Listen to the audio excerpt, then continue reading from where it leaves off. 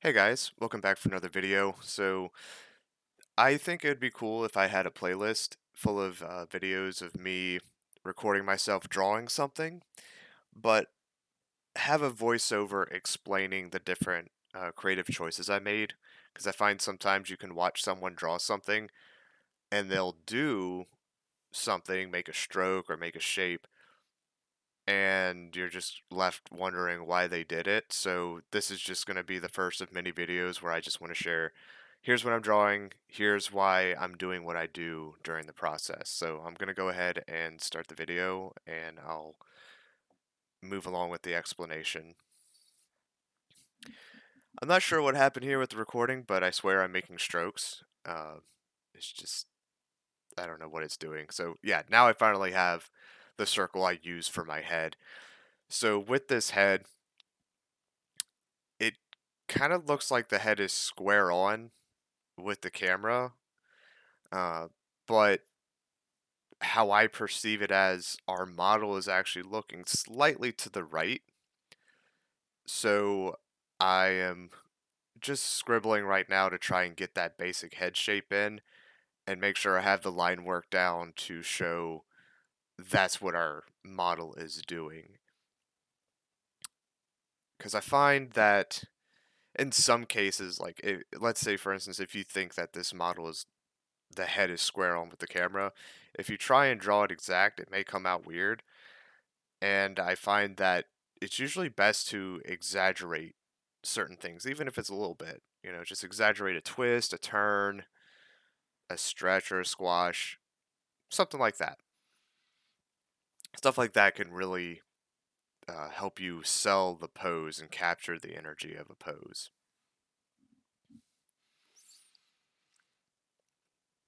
And right here, I'm trying to observe that right shoulder because I feel like that's like the cornerstone of this whole pose. It's the first thing you're going to notice, and I just want to make sure that I place that in the correct place.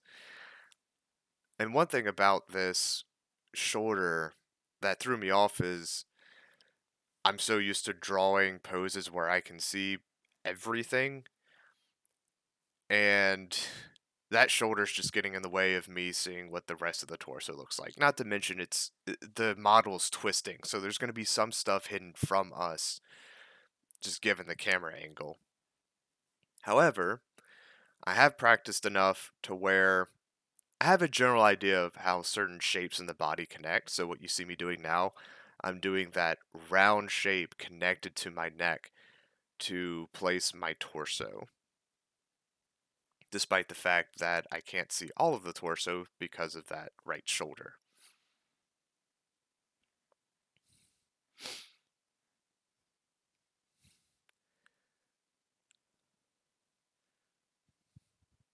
And then here, this is another important part when you're drawing a torso is to get that center line just right. And you see I'm just checking against my source. And then that's the little gap in the rib cage.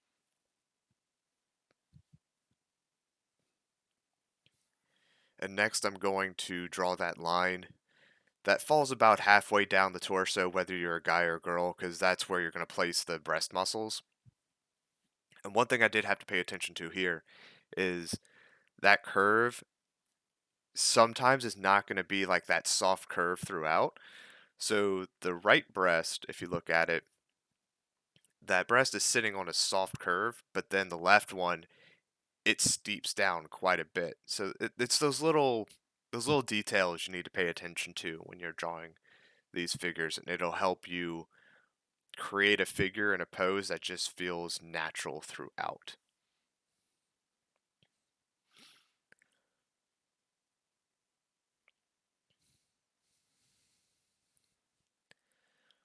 And then this is just me adding the breast. So something I personally need to work on is whenever I draw that line on the torso where the chest muscles are going to sit, whether it's the guy or girl, I just need to practice more on having it look like it's sitting on the curvature of that line. Because even with women, whenever you draw their chest muscles, like it does feel like it sits on that curve. But that's just a little something to for something y'all to look out for whenever y'all are drawing that particular area of the body, whether it's a guy or a girl.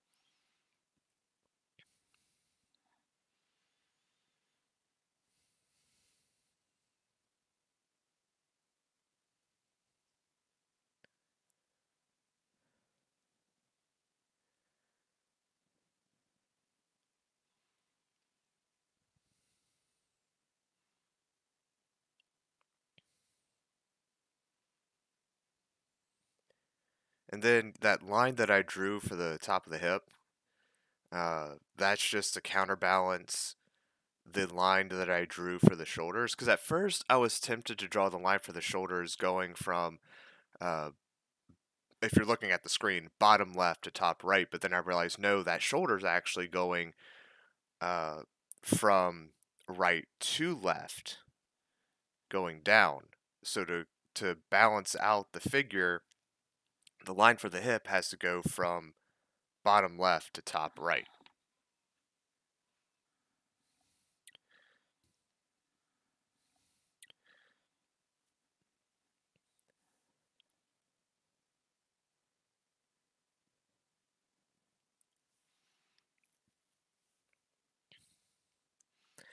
And then, as you can see here, I'm using those pointed edges of the rib cage to help me develop the shape for the stomach area.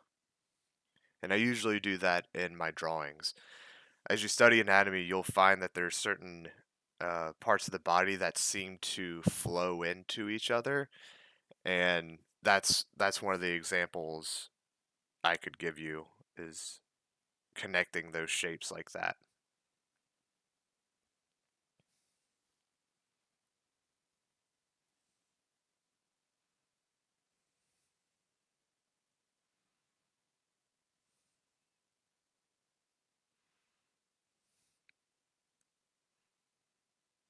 And there will be parts of this video where I'm just going to be silent while I wait for the next thing to talk about.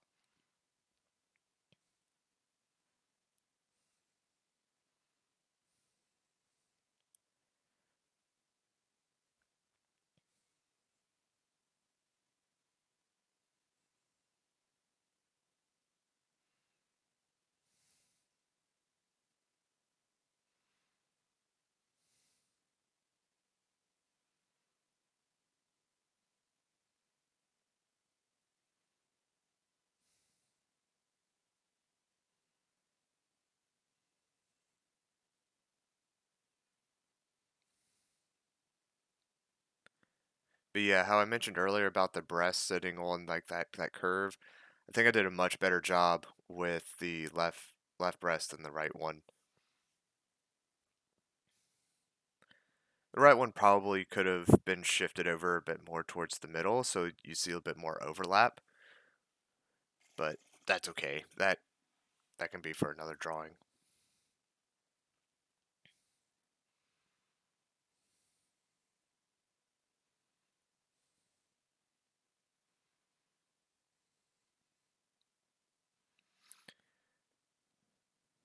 And then how I mentioned earlier how certain parts of the body seem to connect and flow into each other. When I'm looking at the original, there seems to be that line that starts from underneath the left breast and it just curves down through the stomach and into the crotch area. And that's what you saw me doing is trying to correct that line work so it feels like it flows more in that area. And then what you see me doing here is I'm about to go work on that left leg because that's where all the weight's going to be. But I want to make sure it looks like that's where all the weight is. And I was thinking, okay, where's the center line of that leg line up with? And just about close enough. If you drew a line straight through that leg, it would, I think it lines up with that ear. So it creates a perfect line from the ear down to the middle of your leg. And that's something else to keep in mind too is like pay attention where your weight distribution is going to be in your legs, because you don't want to have that leg where all the weight is sitting on. You don't want it to be like off centered, because then it looks like your model's trying to fall over. You want it looking like it's planted firmly on the ground, like we see here.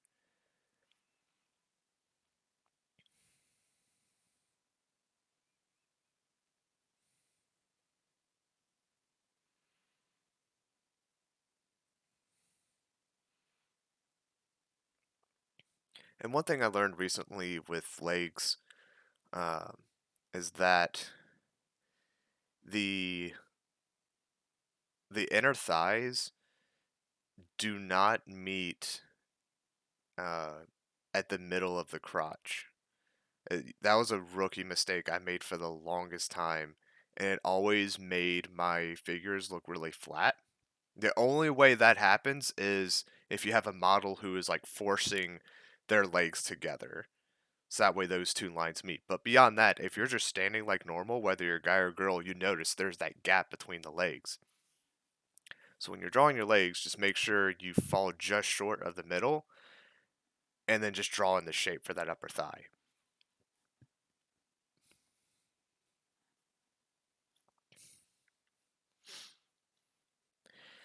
In this part, I was starting to struggle a little bit,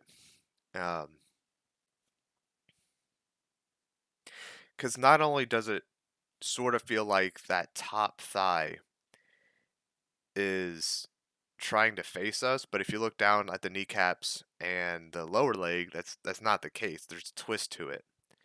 And then on top of that, I felt like I was making the legs too thick in proportion to the rest of the body. Um, and even like the length of the lower leg, that back calf was really getting at me.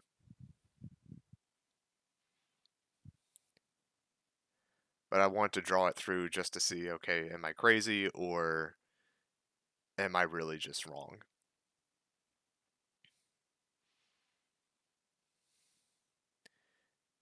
And just to double check myself, I decided to try and draw out the rest of the other leg and check my landmarks to see if these legs were lined up correctly with each other, and figured out, nah, that's not the case. I got to go back and check something. Something's wrong somewhere.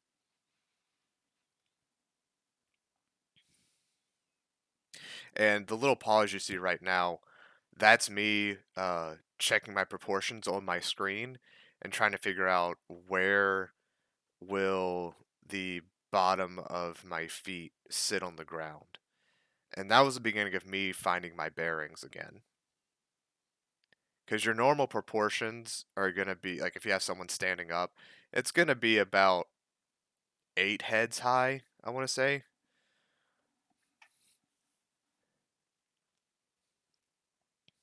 Really just depends on what kind of figure you're trying to draw. Because I think heroic figure is like 8.5.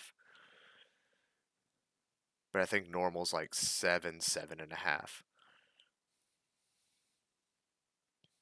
And one thing I can't stress enough is, when in doubt, just go for the basic shape. Because anatomy is already difficult as it is, especially like if you're a beginning drawer or you're just not familiar with anatomy in general. There's just so many different nuances to the body. But what I find helps is each section has a simple shape that you can break it down into, and then it's just a matter of figuring out how to connect them all and put them together. And how you see I'm drawing my legs, that's how I do it, because it's just easy enough for me. Because if you see that diagonal line that splits my upper and lower leg, that's actually important because that helps me draw the curves of that lower leg. Because the curves that you see on that lower leg are going to be asymmetrical. So having that diagonal line there helps me draw that.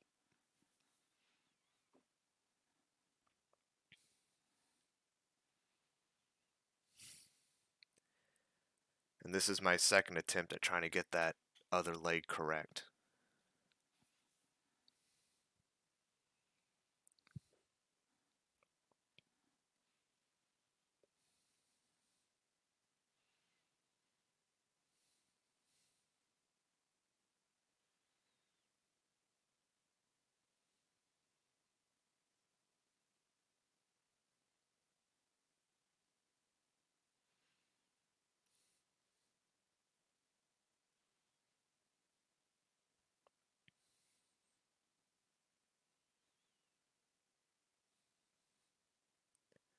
And at this point, I'm just trying to roughly get my foot in because I'm trying to have it as a landmark for the other foot that's in the back there.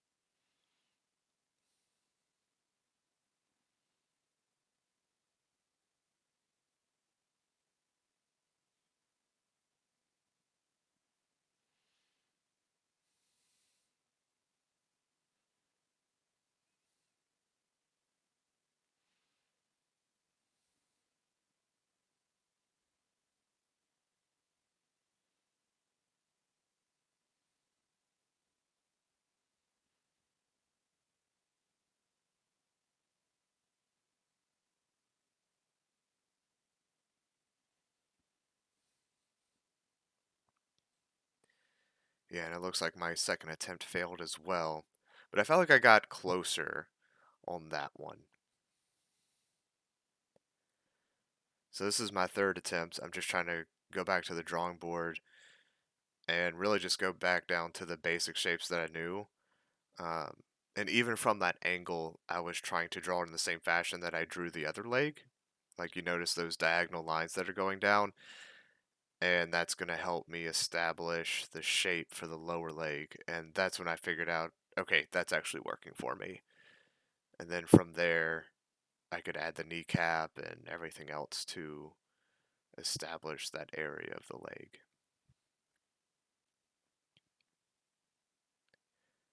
Because when you're drawing these basic shapes, like 99% of it is used as a guide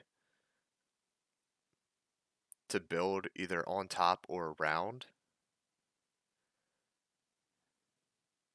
like you see me doing here. Because I'm not just drawing the basic shape and keeping it there. Like I'm adding a little bit more, or I'm taking away a little bit from it to really uh, draw in the anatomy.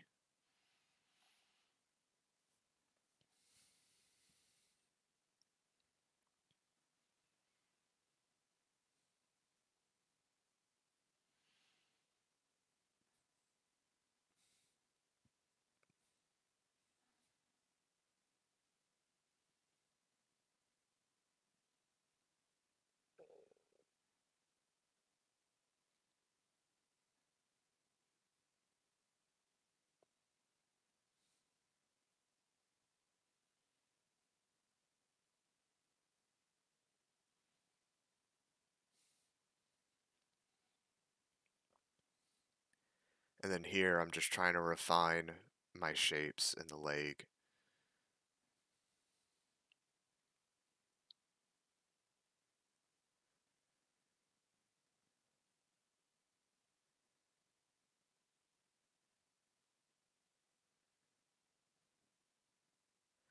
And if you notice, there's that line that forms the knee area in the middle, and there's that line that just kind of started on the outside and then it flowed on the inside to the lower leg. There's just like all kinds of examples like that within the body, and I just find that absolutely fascinating.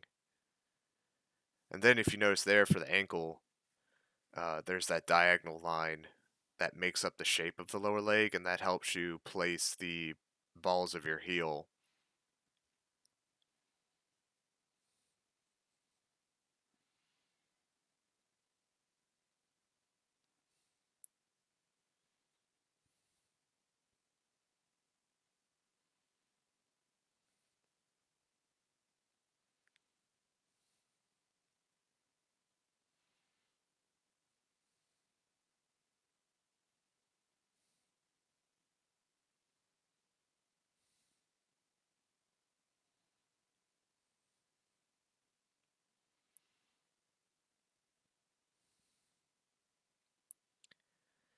And then for this part,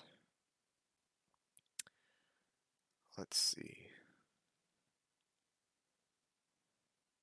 Yeah, I'm still just going around and just double checking things, and I'm darkening the line on the shoulder because, how I mentioned earlier, I felt like that was a cornerstone piece. So when people look at this, their eyes are immediately going to be drawn to that because it stands out. It's probably outside the head. It's like the largest non-head piece of the body, and I want it to have some differentiation and a sense of depth compared to the rest of the body. And it took me a couple of tries on this because if you look at the original, the bottom of the arm doesn't even touch any part of the breast, so I just had to keep moving the line up a little bit. And for that, I just figured let's just draw the bottom of the arm first, get that right, and then I can just draw the top of the arm.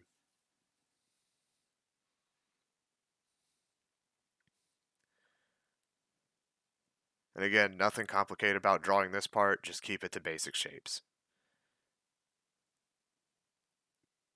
It's kind of like a cone shape almost.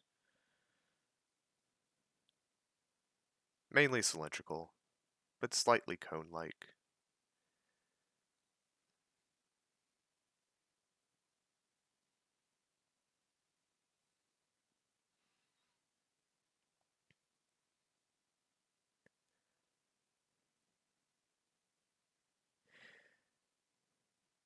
Yeah, and so at this point, I realized that the hip just felt too shallow and unpronounced. So one thing that I do is whenever I'm trying to draw a female, I always notice that uh, in most poses that they can make, their hip is going to be very much pronounced. It's like a defining feature of a woman are the hips. And if you look at the model, you're just looking from top to bottom and you make your way to the hip area, that left hip really feels like it comes out. Maybe not as much as like some poses, but it's well enough to where like you register in your brain it's there. There's a great enough angle there in that hip to make it pronounced. So I felt like bringing that out.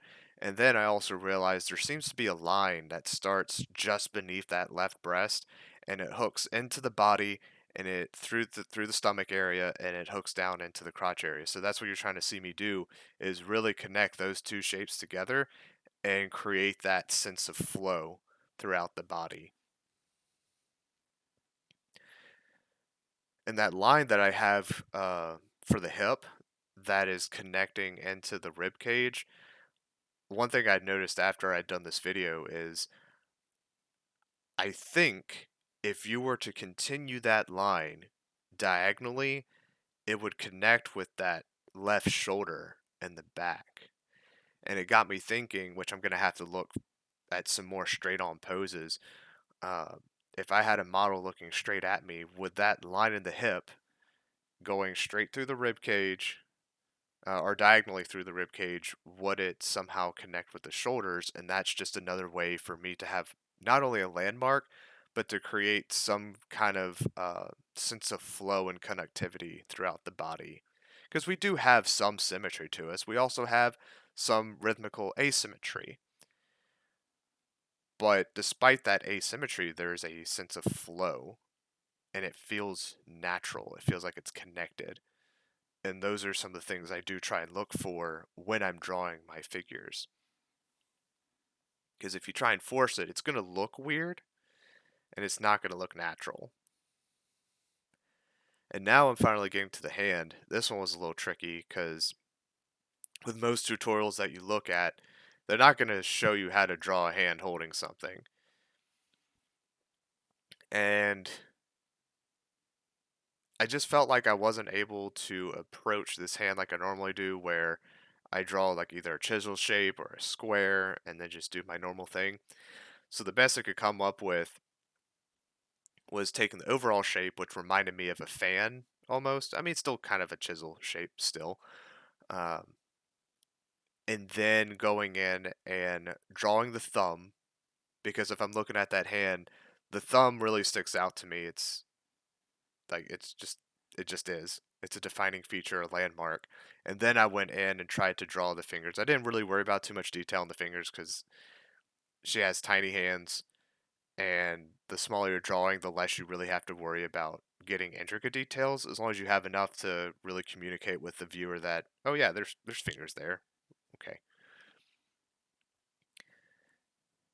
Yeah, and then I'm just going back and darkening my lines for what I think should be the more important parts of this pose.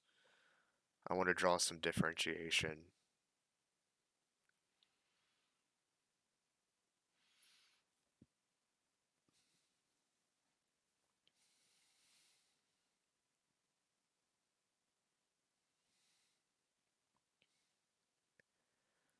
And really just trying to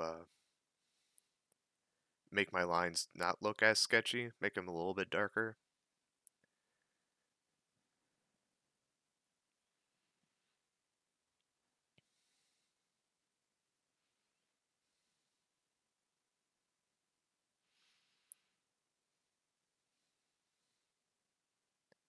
And at this point, I'm just looking for uh, some slight other details I can add to the drawing.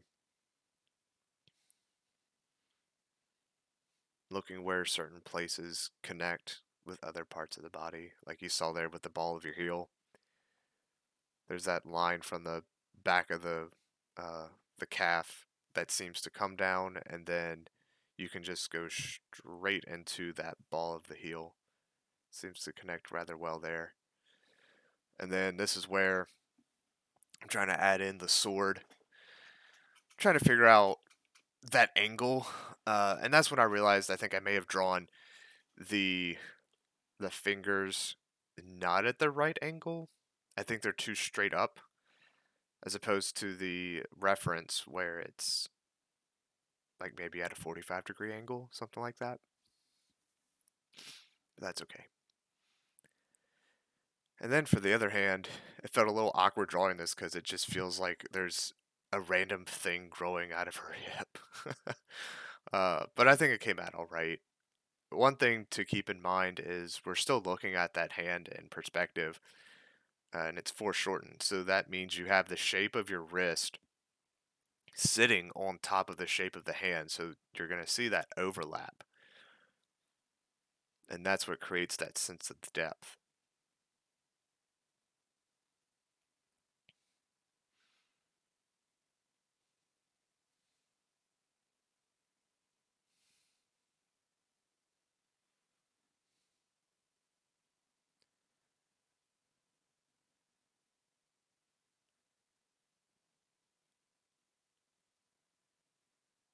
And I'm just trying to refine the shape of that hand, really try and communicate that it's it's a hand you have fingers gripping the handle on something.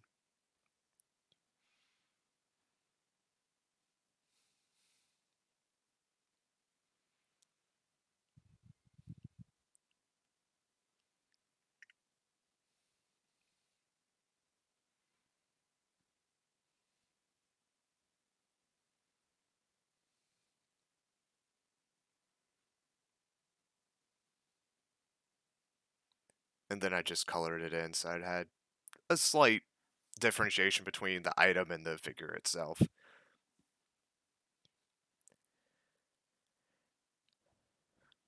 And at this point I'm just being nitpicky about my details, trying to add a little bit of toes.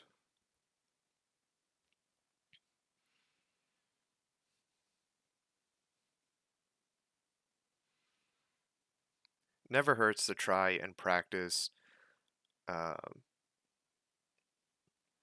communicating details, even in its most minimal form, just to show it's there.